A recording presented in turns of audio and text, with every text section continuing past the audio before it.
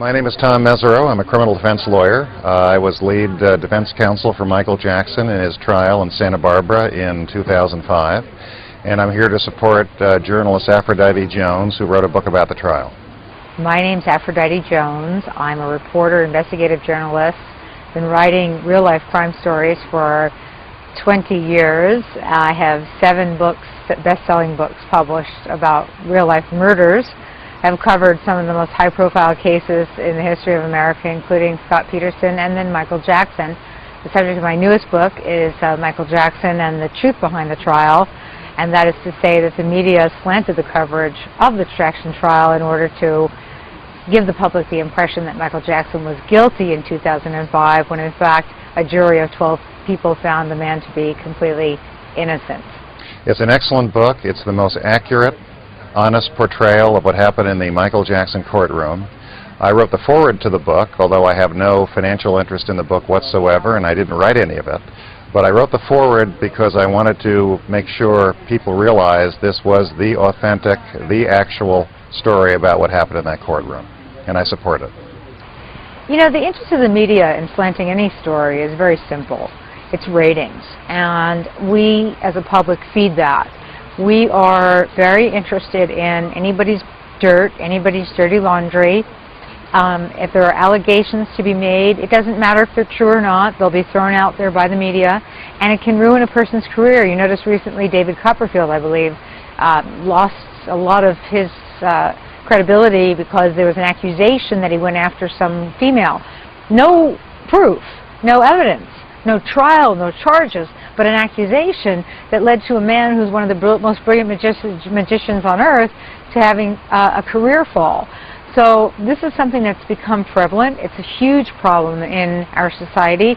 We do listen to media reports as if they're gospel. In fact, media reports are not gospel. In fact, they are very much driven by a rating system that includes what can we report that is dirty and gritty and nasty. And that's what happened to Michael Jackson in the 2005 trial, and nobody bothered to correct it when the man was exonerated 14 times in a Santa Maria courthouse. And did she interview you for the book? Well, during the trial, I wouldn't look at Ms. Jones. I wouldn't wave at her. I wouldn't smile at her. I want nothing to do with her, because I associated her with the media, who I thought was very anti-Michael Jackson. About a year after the verdicts, I bumped into her accidentally at an art gallery in Beverly Hills, and we started chatting, and I told her I wanted nothing to do with her during the trial. I didn't like her reporting. I didn't like what the media was doing, for the most part. And she told me that she felt bad about the way the case had been reported. She'd been thinking a lot about it, and she wanted to set the record straight with an honest, accurate book that would, in fact, criticize the media. I still wasn't sure if I believed her or trusted her, but she started sending me drafts of the book, and I quickly concluded I think she's trying to be honest. So I encouraged her to keep sending me the drafts. If she had any factual questions, I answered them. I also did let her interview me on a number of occasions about what happened in the Michael Jackson case. And then after seeing what she really was trying to do, that I thought was quite courageous and honest, I agreed to write the foreword to the book. I think I actually proposed it, to tell you the truth. I'm very supportive of what she's done. Well, the reaction from publishers was very flat and solid. When I came to New York and asked them, I told them I wanted to publish a book that was going to talk about Michael Jackson not guilty, they said, we don't want anything that's pro-Jackson. And I actually called even one of the publishers that I've worked with for many years and spoke to the top person there. And she said, Aphrodite, I'm sorry, we can't do anything pro-Jackson. And I thought, this is wild. So in other words, the publishing world has decided that there will be nothing pro-Jackson, even though a courtroom has exonerated this man. So it ultimately came to me that I had to self-publish.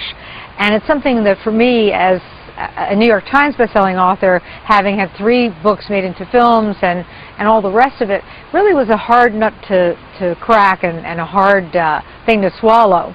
But I decided that it was a work of love, a labor of love, that I should self-publish and get the story out there. And it has been worthwhile because I have people from all over the world Now, reading this and looking at what is the other side of the Michael Jackson story and realizing that there is a conspiracy, and the conspiracy is that the media has conspired to destroy this man's reputation and career. Well, I'm very proud of Ms. Jones for writing the book. I think it took some courage and some dedication, and I support the book, and I hope people read it, because it is the truth.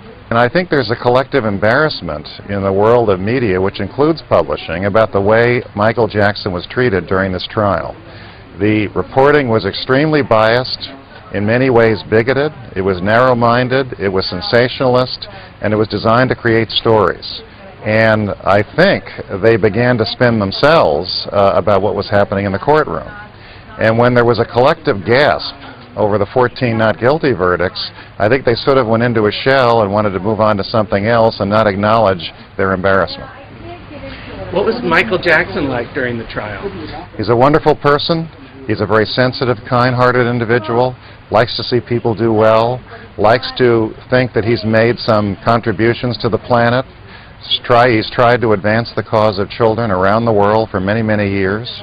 He used to have a rule that before he did a concert, he was always visit a children's hospital, and he did his best to help children with disabilities, children who are deformed, children who have diseases, children who have problems.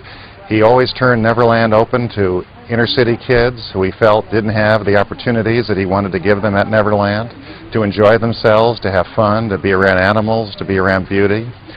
He's a wonderful person, and I think very, very highly of him. What type of access did you have for information about the trial? Where did you get your information?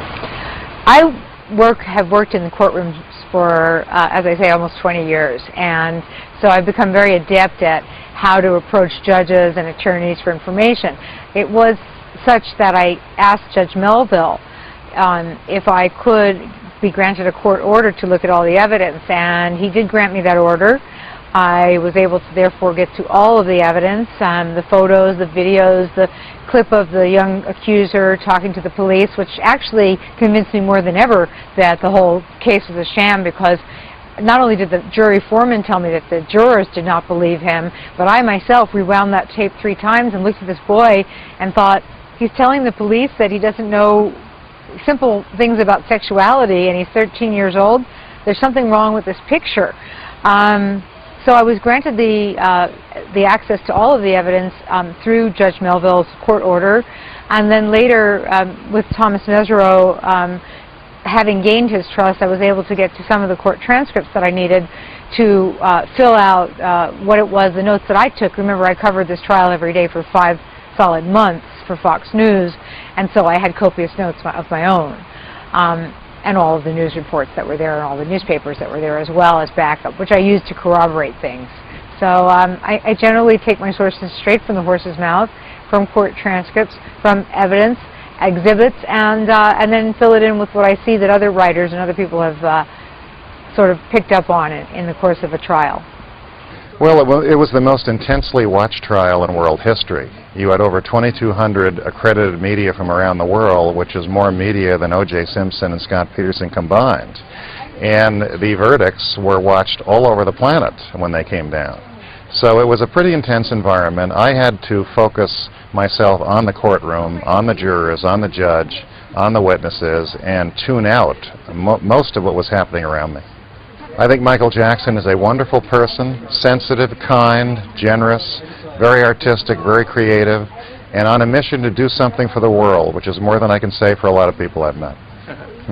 Everybody out in YouTube land, if you would, think about this. Michael Jackson is the #1 entertainer known to the world. Why are we still crucifying this man? He was found not guilty.